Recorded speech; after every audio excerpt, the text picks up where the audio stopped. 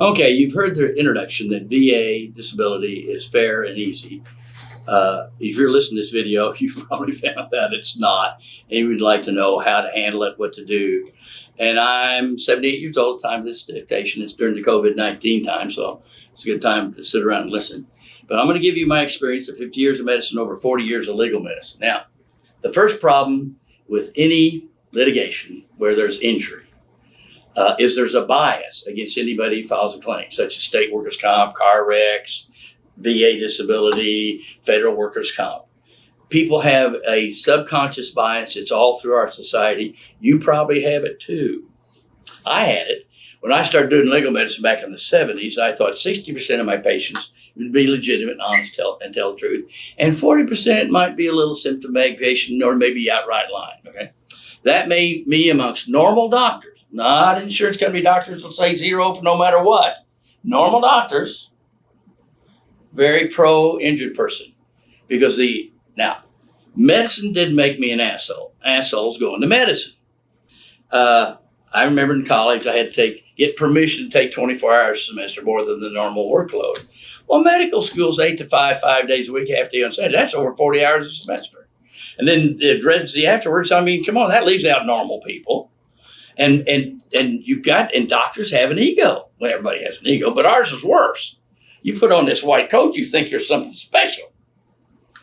My dad, lovely guy, never listened to my political opinions. As soon as I got accepted to medical school, he listened to me. I didn't know anything different from that day to the next. But anyway, so now back. So a doctor, the average doctor, would let 99 people with a legitimate claim be denied, then one trickster con artist con him because he didn't want to, it just hurts his ego. Doctor let 99 people in pain not get a pain pill, then run drug addict, trick them. I saw a video of a district attorney. We don't have to do DNA testing of all cases. Well, let them all loose. You are only looking for your success rate. You are not looking for justice. If I was the district attorney, I'd give you my own money to do the DNA testing. But that's because the heart's evil, okay? All right. That's just, when 2-year-olds are there, right? They want their own way, and that's how we are the rest of our life. Okay, so there's a bias against your litigant. That you have it, let me prove it. Several years ago, a large insurance company ran an ad for months. Paid the actor a lot of money. It's an expensive ad, ran it on expensive times, like you get ball games and stuff. We fight fake car wreck claims to keep your car insurance premiums down. Buy our car insurance. I may have been the only person in the world that understood that ad. That ad says if you file against that insurance company, they're going to fight you. Now think about that. In fact, that insurance company is so bad, saying low speed can't hurt you. I took the master's course in accident reconstruction from Texas A&M. And they don't mess with my people anymore. Now, so there's a bias against your litigant. That's the biggest problem. Second of all, the next problem is the white coat. I'm going to take my white coat off and show you the problem. This is your next problem, okay? We doctors are not trained in legal medicine. I'm one of the few professors that even teaches it. All we learned in medical school about legal medicine is that lawyers don't go to heaven. That's still the beginning of my course, but there's more to it. Now, and then doctors and medical professionals, like in the VA, they may have a nurse practitioner or a physician assistant do your C&P or compensation and pension exam. They're not trained in legal medicine. They think it's beyond a reasonable shadow of doubt. Criminal law, because the only legal medicine training they had is watching Perry Mason. Okay? It's not that. O.J. Simpson could not be convicted under criminal law. Under civil law, here, state workers' comp down here. Let me tell you, VA disability law is extremely fair, but no one knows it, and there's a bias. For instance, I was a flight surgeon in the Army for 3 years, 69, 70 in Vietnam. So I'm back at States at Fort Lewis, Washington. The general comes in. General and I are friends. I shuck oysters on his beach house property. Okay. Doc, we're getting more complaints about you than all the other doctors put together to do next to it. You're finding more on the exit exams than all the other doctors. So I like to know what makes people tick. I said, General, did you get a call from Washington? No. Have you read the VA law? No. Then tell Top Sergeant to kiss my ass. He's telling these kids, if you file for an injury, I'm going to keep you an extra week. Now, why would that sergeant do that? Because the law is very clear. If it's in doubt, it goes to the vet. Why would he do that? Because he has a bias that he's not even aware of. So, and I told General, I said, General, I'm 100% right. I never make a mistake. I don't read a self-help book, and I'm not going to change. Don't want to change. Doesn't matter what you want. So he leaves. He sticks his head in and says, Top, I think you've opened a can of worms here. So I walk in and see these bars. Sergeant, you will stand at attention when Captain Ellis walks in here. You look at my feet. You will not talk to me. You will not give me eye contact. You'll come to my office noon on Saturday to see if you have more than 15 years of service. And here are your new orders. You're emptying these trash cans 4 times a day. There are 15 clerks in there. He's emptying empty trash cans. They take it out themselves. But that's how bad the bias is. Of course, Saturday he said attitude change. He didn't keep it. That's what you're up against. That bias and the white coat. Now we have no training. Now, I see people from all over the United States, even Europe, even a guy who's going to come from Hong Kong for a VA exam.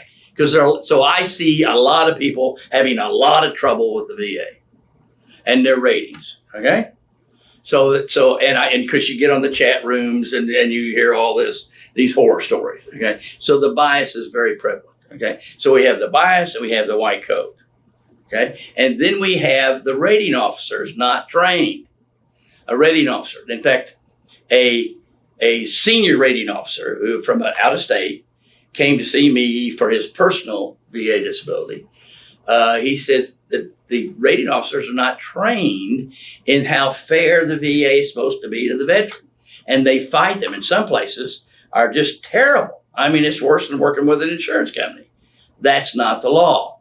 So they don't know the law. Now we've got nurse practitioners and PAs doing C&P exams. Well, I'm sorry, unless you've had legal medicine training, you're not qualified. Now, you're certainly qualified to treat these people, absolutely. And if you're a nurse practitioner or a PA, call me, I'll put you to work, okay? But unless you have legal medicine training, for instance, in the Air Force, doctors that are majors and above, board certified flight surgeons in the Air Force, if they're taking occupational medicine residency, which is a 3-year residency, basically workers' comp, occupational and environmental medicine, are required to spend 1 day with this sick doctor because they all write down the best thing they did in a 3-year residency. I'm a good teacher. No one's that good. They have no training in legal medicine. And yet occupational medicine is really legal medicine. For instance, I have a vet coming in. He's got, a neck and a back and stuff. And he's got PTSD written down. And I've got this tall, pretty blonde major who snickers. Said, sit down, bitch. I'll teach you some medicine. Mama's at the red light, minivan, kids correctly strapped in. The light turns green. She doesn't put her foot on the accelerator. She starts to, and a big red pickup runs through the light. Is she going to have a surge of cortisol, norepinephrine, and stress hormones? Doctor, of course. Is she going to avoid that corner? Of course. Is she going to have a fit when she sees big red pickups? Of course. I said, that's PTSD. Has nothing to do whether your mother loved you. If you come in the emergency room with asthma, and I give you the 1 to 1,000 adrenaline instead of 1 to 10,000 to get the doses mixed up, you'll remember that day the rest of your life. All that stress hormones, okay? Now you treat it with psychological stuff, but it is an event. It actually changes the hormones in your mind and your amygdala, and you can't suppress it. I remember the first couple times we got shot at in Vietnam, but fortunately I don't remember the others, and I appreciate that, okay? Because the stress hormones are so strong, it wipes you away. But it depends on what causes it. I had a Ranger, 2 tours in Vietnam, did fine, but he got off the plane in Los Angeles, long-haired hippie, the baby in her arms, kissed, spit on him, called him baby killer. That gave him PTSD. Had a Navy SEAL, been all through kinds of crap. But when he came back to the States and did burial at sea, that gave him PTSD. It's a hormonal thing. It's not whether your mommy loved you. Okay? Anyway, so I told the major, I said, have you had an attitude change? She said, yes. Now let's go talk to this vet. And the other problem we have with it is vets won't file. And I understand. I'd been doing VA exams for years. And finally, I pulled my latest audiogram as a flight surgeon to get one once a year. Well, I'm deaf in one ear. I shouldn't have been hired. So anyway, I'm 20% impaired on the day I leave the service. from hearing loss. Well, I'm filing for that, giving my wife that money because she's the one that has to put up with me not being able to hear. Okay, but then vets feel bad, because they're patriots. Okay, well, my buddy lost two arms. I just lost one. I had a World War II vet, 101st Airborne, Battle of Bastogne. Patton. He finally comes in the back claim, and I asked him, "Have you filed a PTSD claim?" Nah. I said, "Well, I'm not doing your back unless you file a post-traumatic stress disorder claim." "Well, I'm not going to do it." I said, "Go on." "You can't do that, Doc. I paid you $500, came all the way from New York." "Yeah, I just did it. Sergeant did scapdillas. I'm going to call that a stupid tax. Now, you and I have been paying taxes to take care of vets. You just have to be one of them." Now, let me ask you this way. Has all that interfered with raising your children and your relationship with your wife? "Okay, Doc, let's file the claim." Had to break his arm. So we vets are reluctant to file. And I think the other reason we're reluctant to file is we got paid so much in the service we feel guilty, which is bullshit. You can be on food stamps when you're in service, except they count your housing allowance as salary so you don't get it. But, come on. So now, vets, now we're not talking about you, we're talking about your wife. Most people don't know this. If you die of a service-connected illness, your widow gets a pension. So get off your butt and file your claim. So let's say you have a bad knee or a bad back or something, because running around at basic training and all the extra weight, and if you've been overseas with a flak vest, which are so light, it's going to bother your back and knees and hips and everything. That's just this, and your feet, okay? So, and it's going to interfere with your activity of daily living. It's going to interfere with your exercise ability. It's going to add weight. So if you get sleep apnea from that weight gain, that's service-connected because it was aggravated by service-connected conditions. Sleep apnea makes you more prone to have heart attack strokes. So if you die of heart attack stroke, the widow gets pension. So the death certificate comes in and it says heart attack, stroke, whatever. And then there's another box on the death certificate that states other conditions. Gee, please put in tinnitus, ringing the ears. Almost everybody gets that in service. I can tell you 4 or 5 people that haven't. And then sleep apnea or whatever. Or maybe you had developed hypertension during the service. Then you put that in there, and then you can send to the VA, and the widow gets a pension. Of course, the doctor is going to have to provide it medically. Most people don't know that. Now, another thing to be careful of. The VSO officers are gung-ho, caring. They're doing this to help you, okay? Sometimes, without meaning to hurt you, they'll say, this is so complicated. It'd be easier if we file a new claim and start over. Never. You want to go back to the date you filed. Then they accept it, and then they have to pay you all the way forward. Okay? So don't ever file a new claim. Now, it depends on your jurisdiction. Some of them are so bad, they won't even send things forward or make a decision for 3 years. And so you'll get stupid things like the audiogram shows noise-induced hearing loss. No question it's noise. But 3.5 years in artillery did not contribute. You don't send anybody back to those kind of fools. You get someone to take you right to the Board of Veterans' Appeals. The judges are lawyers. They know the law, and they'll apply it correctly. It's like I got a call from a rating officer out of St. Louis. "Dr. Ellis, we love you. Wish the other doctors do what you know." Very short history and physical. And because the diagnosis and the codes, the percentages, which they appreciate, and then the causation report. Doesn't have to be pages and pages. If you show that running around in combat boots with weight gives you flattening feet and plantar fasciitis, of course it did. Let's say you had flat feet when you went in, and it got worse. It's aggravated. It's covered. Let's say you had a high school football knee surgery. It got aggravated doing duck walking and basic training. It's covered. If during the service it's covered. So that's the problem. Doctors don't know law. They don't know the book of all the ratings and stuff. Is that a guy that, I got 10% from a knee? No. You have a torn meniscus. That's 10%. If you're asymptomatic, have full range of motion and no symptoms. But they've taken out that meniscus. And now let's sit down. Let me see how loose that ligament is. It can be rated 10 as slight, 20 as moderate, mild, and 30% as severe. And you're moderate. So you got screwed out of 20. You didn't get 10. Okay? So don't trust people. Get people that know what they're doing. Okay? Now, like for here, this is a book on a clinician guide for doctors of all the things you need to address in an exam. Most doctors are not going to do that. They're not going to do this gut work. And like I said, most doctors do not know the law. And unfortunately, many of my CMP examiners are not trained in the law. They think just because you've got a degree, you'll know legal medicine. No, that's special. That's special. You need to have training in that. Like I'm licensed to do brain surgery. Well, I'm not trained. If I did it, it'd be malpractice. So if you don't know how to do a VA exam, don't do it. Send it to somebody that does. Nothing wrong, doctors, if you say I don't know how to do that stuff. So that's VA. It's very, very fair if you get what's needed for the law. Somebody knows the law and take care of it. Now, let's discuss one other thing. An example of the terrible stuff that people go through. In the 70s, the military guy joins the Army gung-ho. He gets pneumonia during basic training. Can't keep up. And the drill sergeant, he wants to quit. He won't do it. Takes him out in the woods 5 times, beats the shit out of him. Well, anyway, during the 1 year he's in the service, he breaks out psoriasis rash. Since it wasn't on the entrance physical, it showed up in the service. It's service connected. But let's say he had psoriasis before he went in. That stress of being beat up 5 times would aggravate it, and that would also make it service connected. Well, anyway, so he's getting 10% a month for years. The doctor said in VA, all doctors now. So I see him 30 years later, and his psoriasis turned to arthritis. Like rheumatoid arthritis, really bad stuff.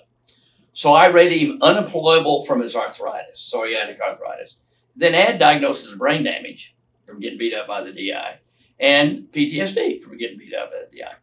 So years later, he gets $12,000. I see him for psoriatic arthritis and say he's individual unemployable. Means you can't work at all. Well, then he gets a check for $12,000 of work he did before he was unemployable. And my federal government of the United States of America files criminal charges against him, 5 years in jail and $250,000 fine. They're now denying his psoriasis. They're now denying his brain. I see him and I diagnose brain damage and PTSD. And they're denying that, and they're calling it fraud over $12,000.